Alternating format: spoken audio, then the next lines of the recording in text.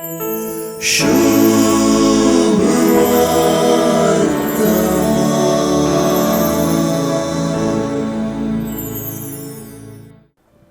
पूर्वजांक सांगलें तुम्ही आयकलां, पूण हांव तुमकां सांगतां म्हणल्या उतरांनी नवी शिकवण आसा आनी नवे शिकवणेची रीती आसा.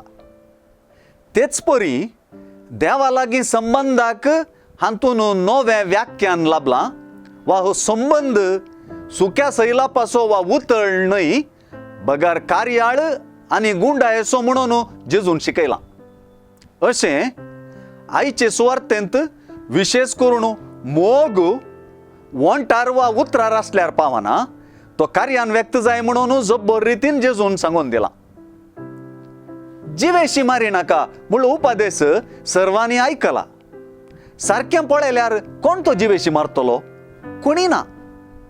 पूण जेजून जिवेशी मारी नाका म्हणले नियम समजायिल्ली रीत सर्वांनी आपुणूय काय कुणीगार गाय म्हणून चिंतूंक करता.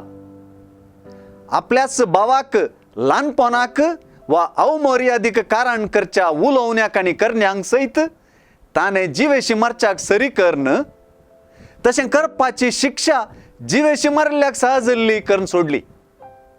तेच परी काणीक भेटोवंक वेताना देवा लागीं संबंद पळोवच्या की पयलें पेल्या लागीं संबंद व्हरोवन पळोवंक जेजून उलो दिलो.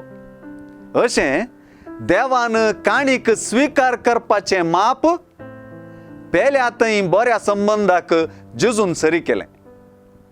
काणीक अर्पुंच्याकी चड करन काणीक थंयच वेदी मुखार सोडची आनी पेल्या लागीं राजी जावची, सर्गी बापाक बोलोवची नवी वाट जेजून आमकां सांगली, शिकयली.